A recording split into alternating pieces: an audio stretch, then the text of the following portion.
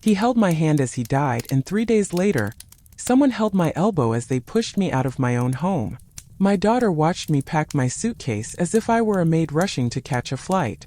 I didn't say anything. 43 years of silence is hard to shout over. But when I found myself in a motel with a stain on the sheet and $200 in my pocket, I realized that my time as an obedient mother was over. Now I play by my own rules. My name is Lillian Moore, and I am 67.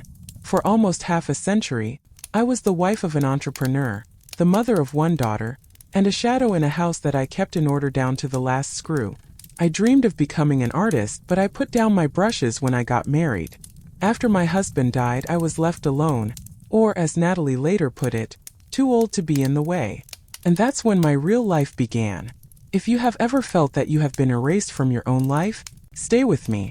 This story is not about revenge, but about the strength that comes when you least expect it. Write in the comments if you recognize yourself in my words. Believe me, it only gets more interesting from here.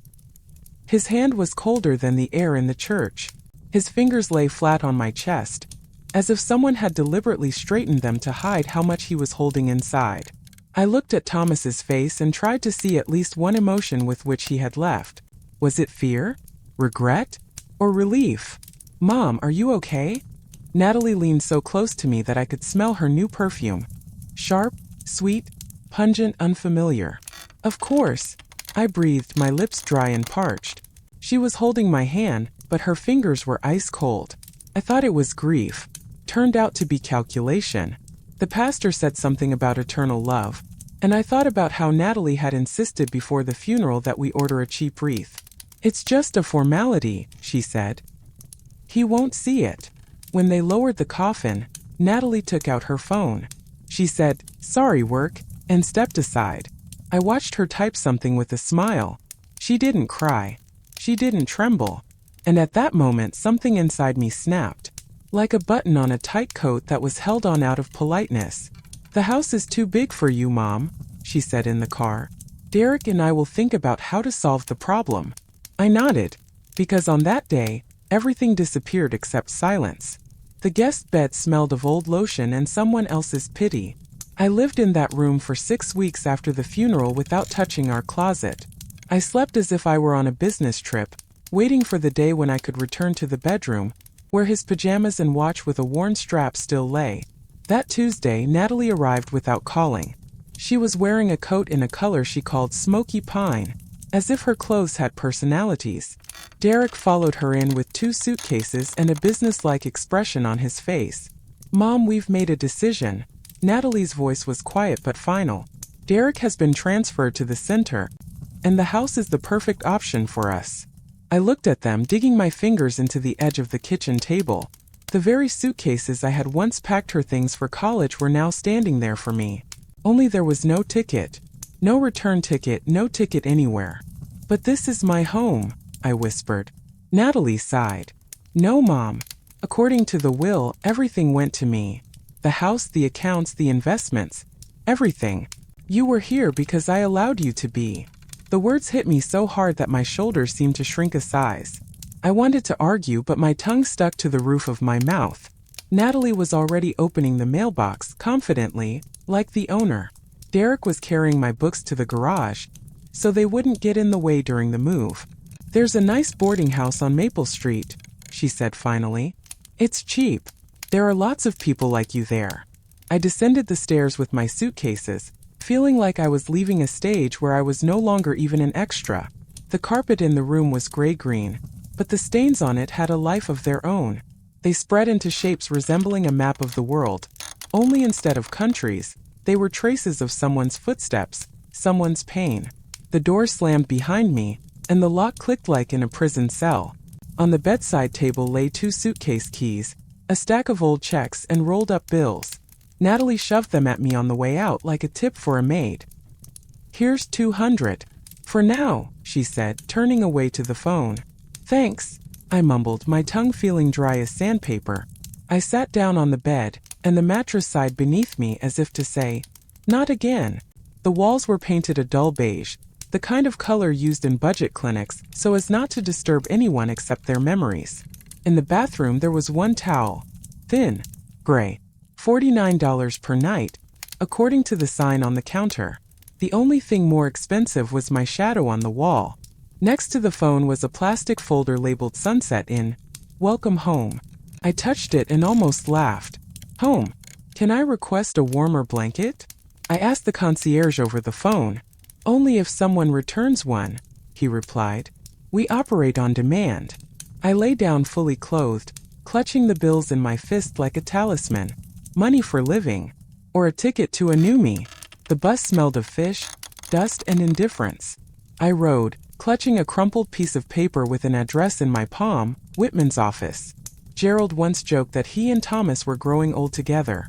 Both gray-haired, both stubborn, both with a keen sense of justice.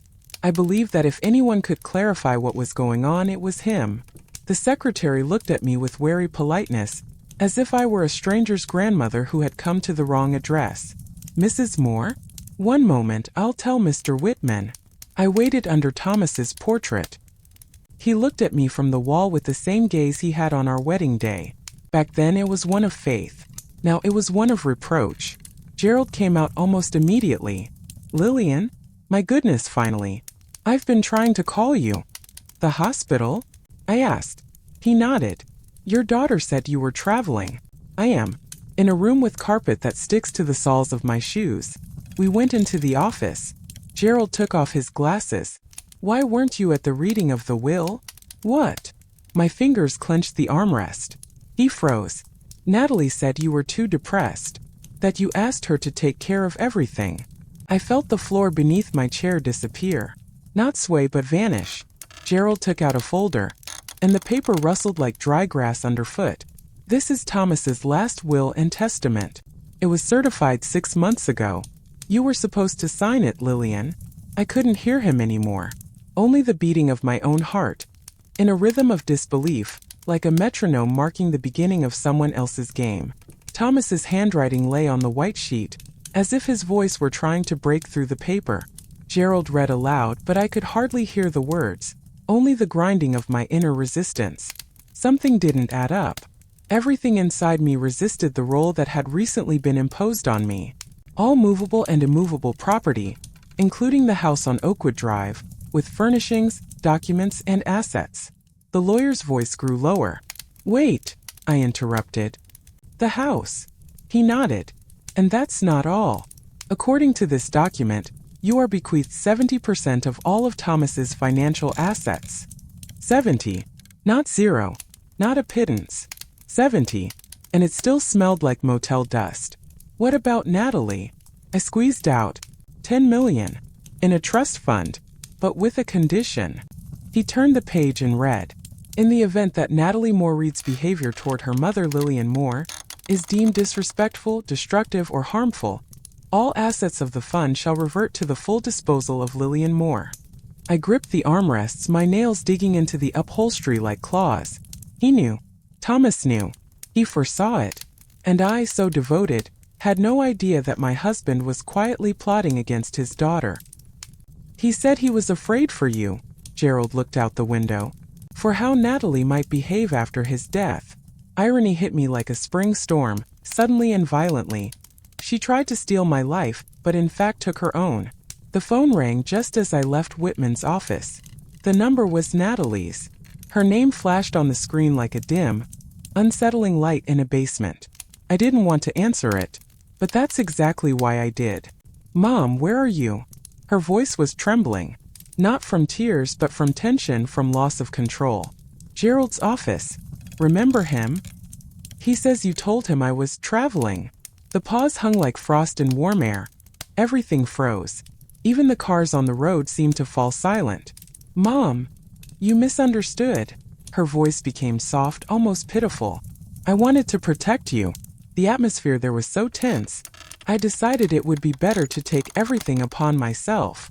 You decided, I repeated, feeling my fingers tighten around the strap of my bag. And the will? Did you decide to take care of that too? Mom, please. It's a misunderstanding. We just haven't had time to discuss everything yet. I wanted to wait until you. What? Break down? Disappear? Find a place to die? The phone went silent, but I could hear her breathing short, ragged breaths. She was searching for the right words, but they weren't coming. I thought you couldn't handle this situation. With so many decisions to make. Can you handle the consequences? Natalie didn't answer. And I realized, in this silence she heard my voice for the first time. Not my mother's whisper, but the voice of a woman who had been stripped of everything and left with a fragment, sharp as a blade. When the handcuffs clicked, silence spread through the restaurant, thick as the sauce on Natalie's plate. She sat with her back to the entrance, adjusting the napkin on her lap, and didn't immediately realize that the words "you are under arrest" were addressed to her. Detective Monroe was restrained, almost respectful. Natalie Moore Reed, you are under arrest on suspicion of fraud, document forgery, and financial abuse of a relative. The voices around us fell silent, as if someone had turned off the background music. Even the appliances stopped ringing. What? This is a mistake. Natalie turned around, and I saw her face drain of color. The bronze glow of her cheekbones was replaced by a marble whiteness. Next to her, Derek sprang up like a spring. You can't just. We're having dinner. Your wife is suspected of a number of serious crimes, sir, replied the detective. It's best if you don't interfere. The waitress with wrinkles at the corners of her eyes froze with a bottle of wine in her hands. One of the guests managed to pull out his phone. Another second and the scandal would be all over the internet. Mom, please. Natalie looked for me, as if I were an anchor that had suddenly turned into a rock. But I didn't come. I was watching through the window of a car parked across the street. The detective sat next to me, smiling restrainedly, like a director confident in the first take. When Natalie came out arm in arm with the police officer, bracelets glistened on her wrists. Not the ones she chose in boutiques, but the ones that matched the truth. The key turned with a tight click, as if the house had not immediately decided whether to let me back in. Inside it smelled of jasmine, too sweet, intrusive, not mine. Natalie always said that perfume was a signature. That signature now lingered in every corner. I walked into the living room, where 2 glasses with lipstick marks stood on the coffee table. On the sofa was a blanket, folded unusually carelessly, and my framed photos had been moved. Her makeup bag, the kind that looks like a designer bag, was on the dresser. The brushes were still damp, as if she would return in a minute to touch up her makeup. In the bedroom, her dress was hanging on a hook in the closet, and next to it was a pair of new shoes. They were smaller than my size. The heels were higher. The color was winning. I wonder what kind of carpet she was going to wear them on. I muttered aloud, my voice sounding strange. There was a candle on the dressing table. Gray expensive. And the inscription. Calm. What clever marketing. I opened the closet. Instead of Thomas's shirts, Natalie's dresses were hanging there. Silk velvet, some kind of evening madness with price tags. I took out 2 large garbage bags and began to fill them without emotion, as if I were collecting someone else's life for a charity shop. Pick them up within a week, I wrote to her. Then everything will be disposed of. I took the perfume off the shelf, pulled out the cork, and left the bottle open on the threshold. Let the jasmine evaporate like an illusion that will never return. The door opened, and along with the cold air, the scent of expensive perfume entered the house. Not my jasmine, not Natalino's sweet madness, but a thick, rich, creamy note, the kind that is sold along with the word status. Constance Reed, Derek's mother, stepped inside as if into her own salon. Around her neck was a massive pearl necklace. Each bead reflected the light from the lamp in my shadow, as if to remind me who the real lady was here. Lillian, she smiled, sitting down as if blessing me with her presence. We need to discuss this situation. I looked at her perfectly manicured hands and thought about how she must have once used those fingers to button her son's pajamas. Now they slid over the crocodile bag where she kept her weapon, money. Derek made a mistake, but the process is a difficult ordeal for everyone. We are offering a settlement. $5 million. The word settlement sounded like settling, as if we were talking about noisy neighbors, not a forged will and the theft of my life. For what? I asked. For your discretion. No trial. No scandal. Her pearls glistened as coldly as her smile. And you think that can buy the truth? I leaned forward, feeling my shoulders straighten. Money always buys, dear. It's just a question of price. I stood up and walked to the door, leaving her words hanging in the air. The pearls clinked as she followed me out, like chains she wanted to throw around me but forgot. I had the keys now. First, I was just looking for insurance. A file in an old folder with a green rubber band, neat bookmarks, folders labeled in his handwriting. But behind the paper routine was a completely different archive. A bank account and a name I didn't know, T.G. Renner. The signature was similar but not his. The payments were regular, the amounts impressive. I opened the statement and names flashed before my eyes. Lisbon, Panama, Juneau. On the second page was a scan of a passport. Thomas's photo. A different name. Gerald. I called the lawyer without waiting for morning. I need you to check one time. Lily. He paused to take a breath. Are you sure? I wasn't sure about the air I was breathing. In this house, in his letters, in my memories, what was real?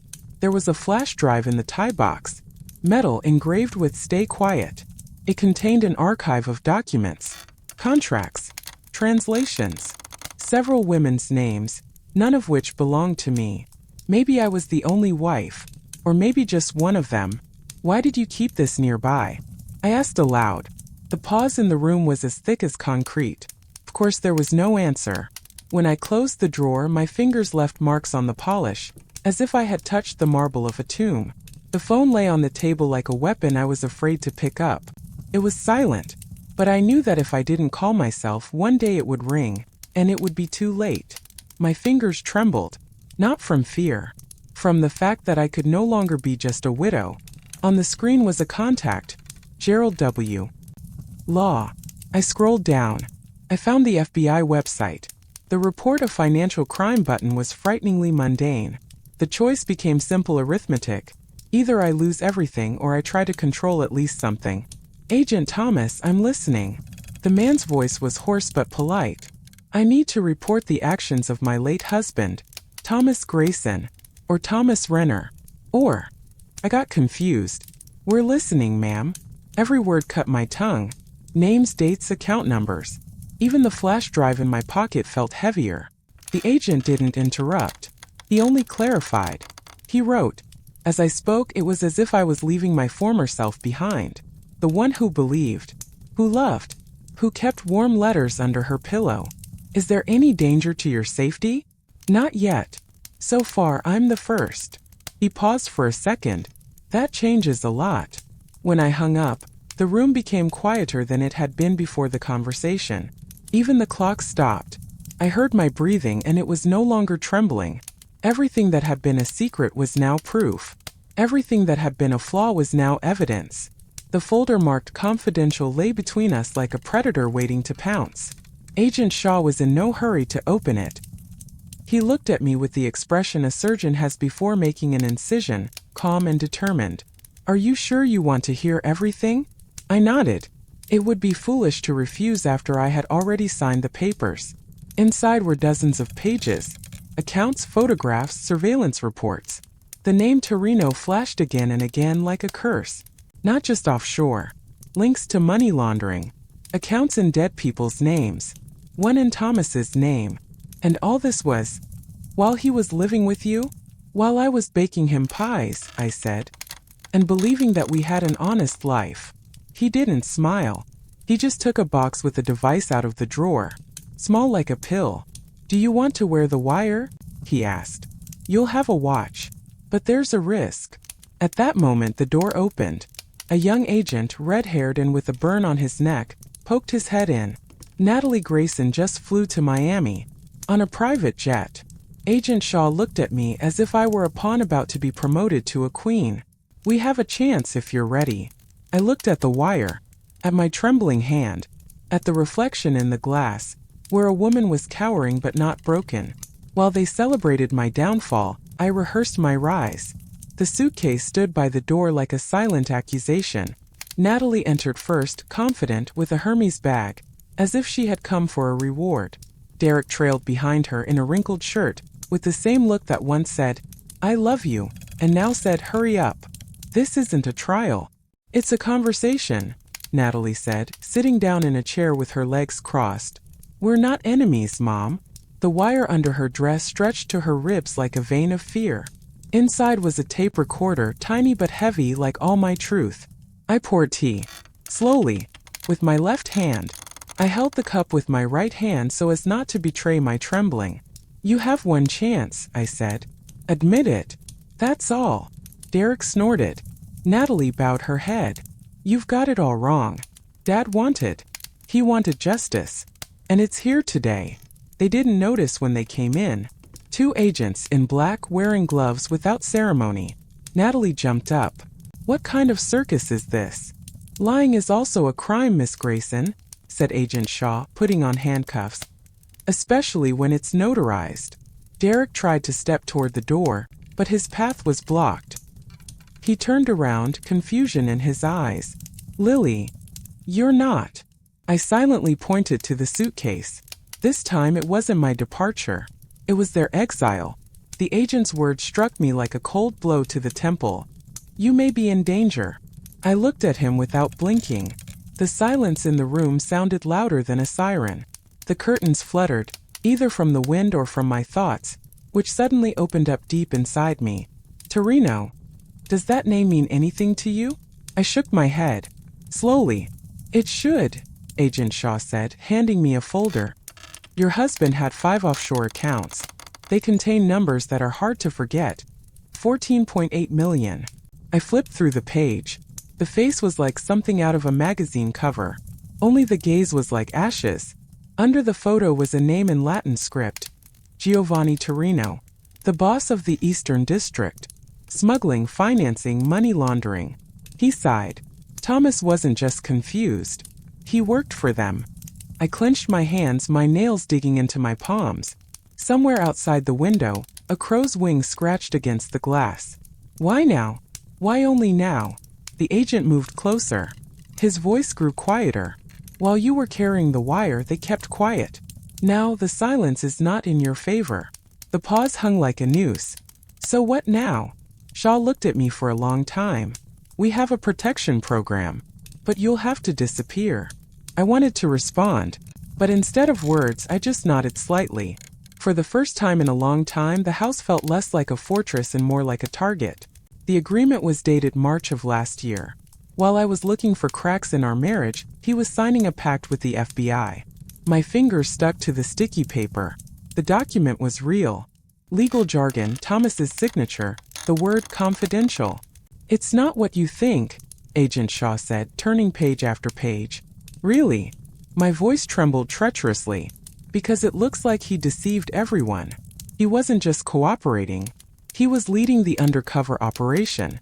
In 1 year, 47 arrests, 200 million in assets frozen.